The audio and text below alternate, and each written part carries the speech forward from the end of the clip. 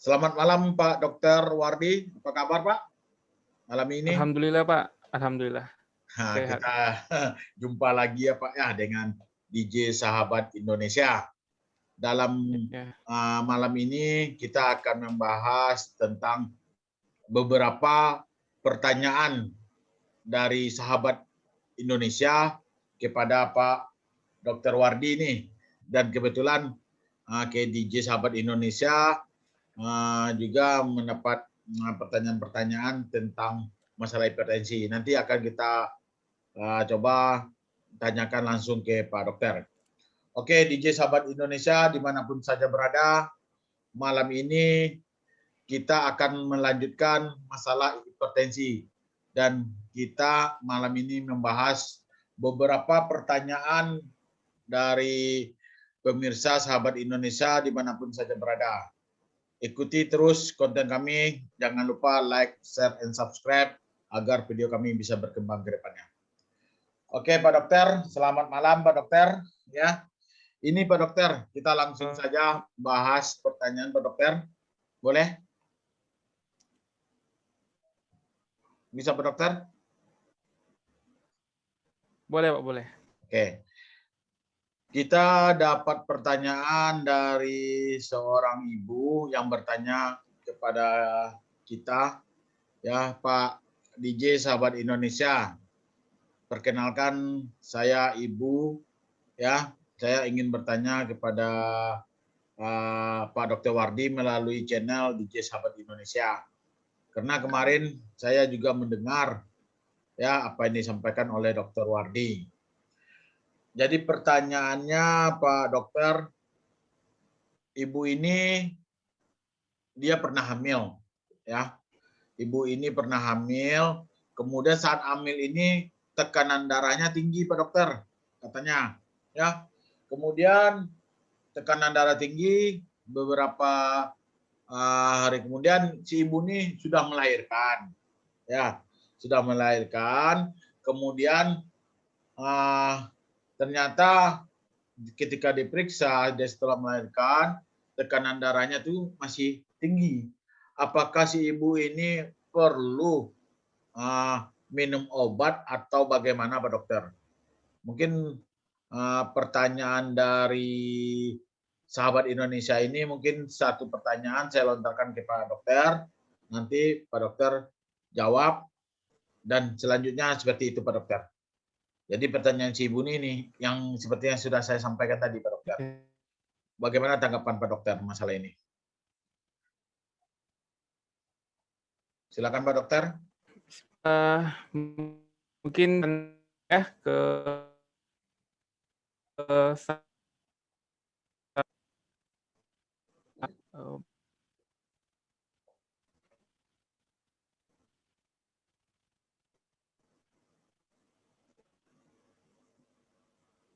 Lanjut Pak Dokter. Oke. Tadi sampai mana Pak? Ya, si ibu ini Suara saya hamil. jelas tadi ya? Ya, jelas. Nah, ibunya hamil, kemudian Jelas ya? melahirkan, Oke. tapi dia punya tekanan darah tinggi. Apakah dia wajib atau harus minum obat tensi gitu? Oke. Mungkin saya ucapkan salam dulu Pak ya. Ya. Selamat malam pada sahabat DJ Indonesia. Assalamualaikum warahmatullahi wabarakatuh. Salam. Mungkin saya menjawab sebelum menjawab dari penanya tadi, mungkin saya menjelaskan sedikit tentang ya, kalau kita melihat hipertensi saat kehamilan itu ada terbagi Pak DJ. Ya. Dia kalau kita dari tenaga kesehatan, kita usia kehamilan itu berdasarkan minggu. Oke, jadi kita baginya berdasarkan minggu. Kalau usia kehamilan 20 minggu ke atas lebih ya, jadi disebut dengan hipertensi gestasional. Kalau dia diperiksa urin atau kencing, terdapat protein, diagnosanya berubah menjadi preeklamsi. Apabila diiringi dengan kejang, jadinya eklamsi. Jadi preeklamsi dan eklamsi sama-sama berat Pak DJ, membahayakan ibu dan juga janin.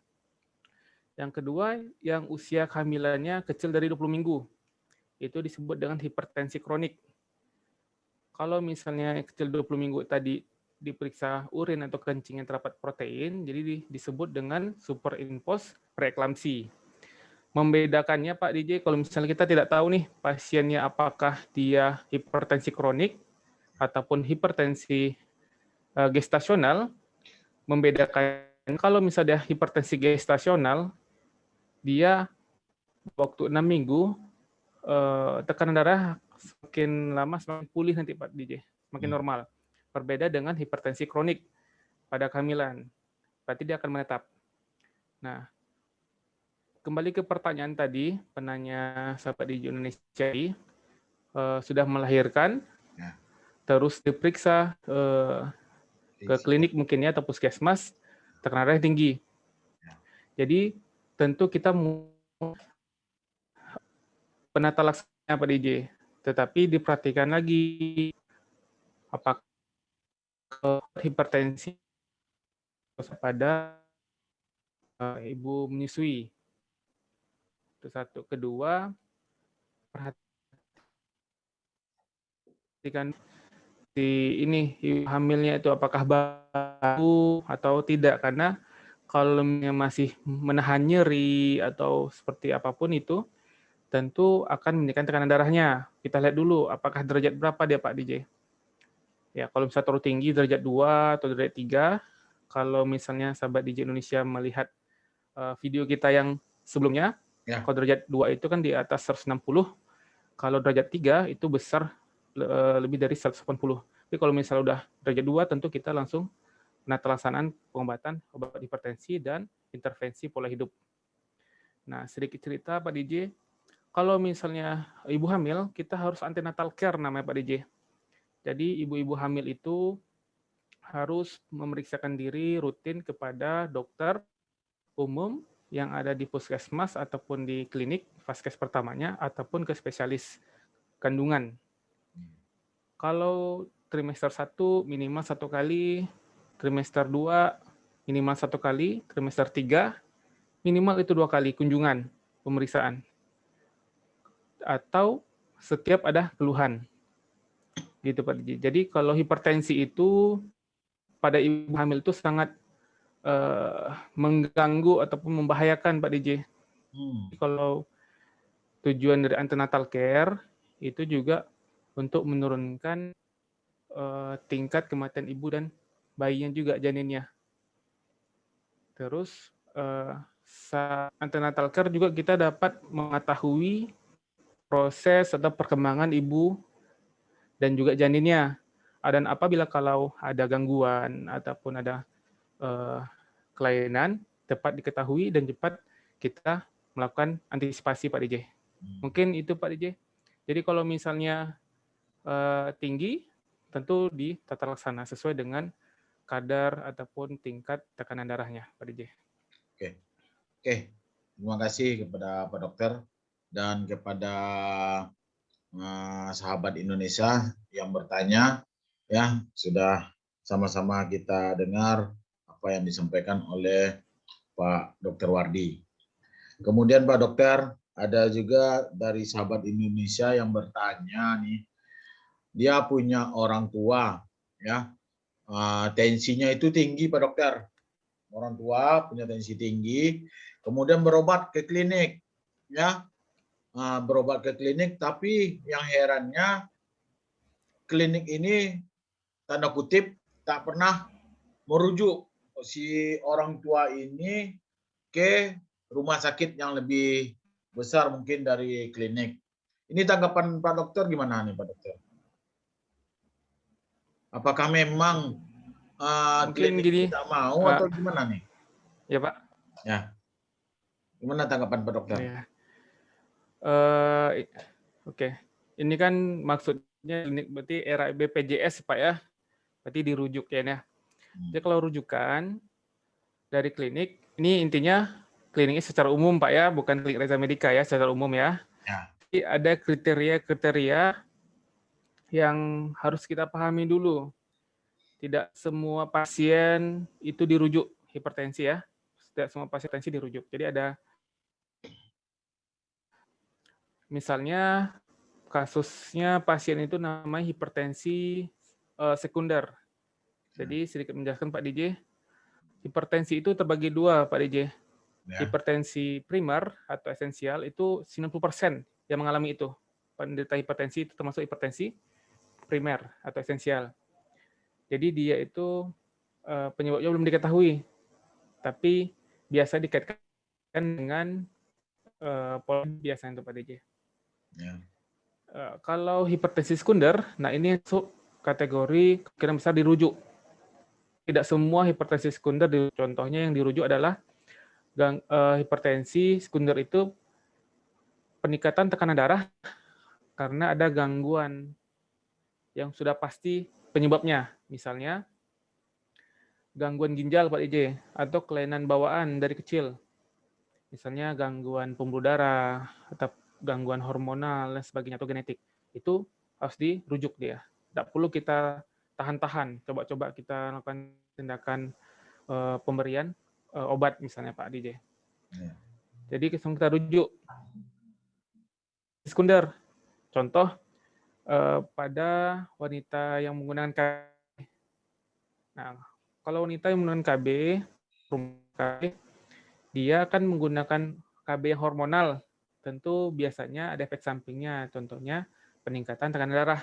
Jadi kita bisa menganjurkan kalau dia menggunakan hormonal, misalnya KB rutin misalnya Pak DJ, 1 bulan atau 3 bulan misalnya kan, atau suntikan, itu maaf Pak DJ, bukan obat, misalnya yang minum oral ya, yang suntikan itu yang 1 bulan 3 bulan, itu kan hormonal ataupun implan.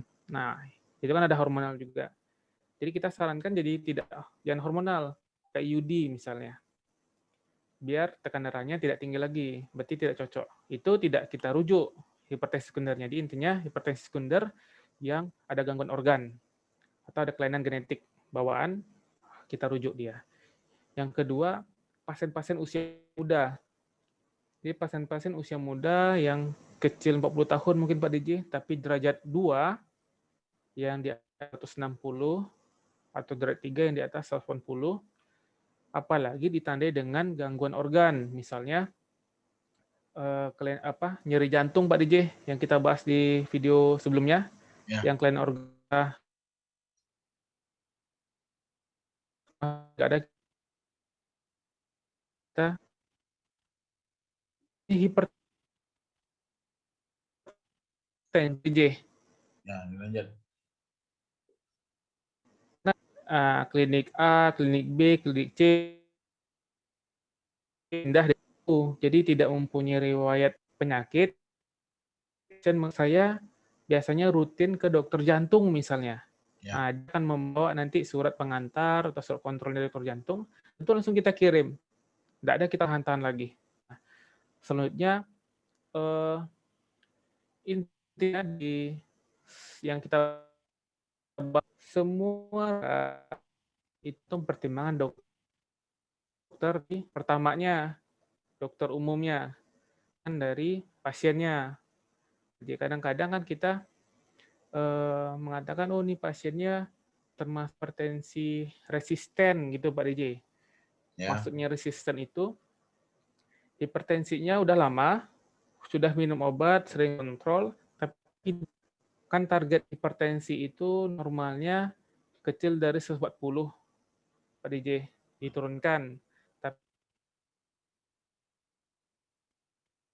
Tapi bulan mungkin Pak DJ udah menggunakan kombinasi dari 3 kombinasi dengan dosis maksimal tidak turun-turun. Ibaratnya hipertensi resisten namanya kan. Nah, itu harus kita rujuk juga untuk mengetahui apakah ada gangguan yang lain. Intinya itu pun pertimbangan dari dokter umumnya, bukan dari permintaan pasien. Jadi tergantung kasusnya Pak DJ, apakah dokter umumnya sudah mempertimbangkan oh ini tidak layak untuk dirujuk, tentu tidak dirujuk. Beda halnya kalau si dokternya yang nahan-nahan, saya kurang ngerti juga. Kemungkinan kecil itu Pak DJ, dokter yang nahan-nahan atau klinik yang nahan-nahan. Biasanya kalau ada indikasi, tentu dirujuk. Gitu Pak DJ. Oke Pak Dokter, terima kasih atas penjelasannya. Ya, sahabat Indonesia, Mudah-mudahan apa yang disampaikan oleh Dr. Wardi tadi bisa kita pahami dan kita mengerti. Kemudian pertanyaan berikutnya Pak Dokter, ini hubungan antara hipertensi dengan rokok. Ya, ini hipertensi bisa menaikkan rokok bisa menaikkan tensi darah seseorang. Seperti video kita sebelumnya Pak Dokter, ya. Ini hubungan hipertensi dengan rokok nih, bagaimana nih ceritanya Pak Dokter? Sehingga dia bisa menaikkan tensi seseorang. Mungkin Pak Dokter bisa jelaskan nih Pak Dokter. Pak DJ. Ya. Ya. Mungkin Pak DJ sudah pernah membaca atau mendengar bahwa lebih 1000 zat kimia itu merupakan zat yang berbahaya ataupun beracun bagi tubuh manusia, tubuh kita ya. Tapi kita mungkin menjelaskan tiga zat aja Pak DJ. Ya, silakan Pak. Yang pertama ada namanya nikotin Pak DJ. Ya. Nikotin, dan nikotin itu kalau misalnya masuk dari rokok, hormon dari tubuh, dia otak akan melepaskan hormon. Di hormon itu dia akan mengakibatkan peningkatan denyut jantung Pak DJ, dan juga memperkecil pembuluh darah. Dia pembuluh darah itu seperti selang Pak DJ. Jadi semakin kecil dia semakin kencang lah arusnya. Sama kayak selang, kalau kita mau nyiram bunga kan Pak DJ harus kita tekan tuh selangnya biar pembuluh darah juga. Jadi secara tidak langsung dari nikotin itu dia akan mengakibatkan tekanan darah tinggi, denyut jantungnya meningkat, pembuluh darahnya kecil sehingga tekanan darah meningkat. Yang kedua ada namanya karbon monoksida Pak DJ. Karbon monoksida itu dia ikatannya sama eritrosit atau sel darah merah, atau lebih rinci lagi HB atau hemoglobin, sangat kuat Pak DJ, sehingga mengalahkan ikatan oksigen dengan HB atau hemoglobin tadi, sehingga kayak bersaing dia Pak DJ, mana lebih kuat ikatan karbon monoksida oksigen tadi. Karbon monoksida lebih kuat ikatan sehingga oksigen tidak bisa berikatan. Ini yang membawa oksigen untuk ke tubuh. Singkat ceritanya, tentu tubuh akan kekurangan oksigen jadinya Pak DJ, karena ikatannya diambil.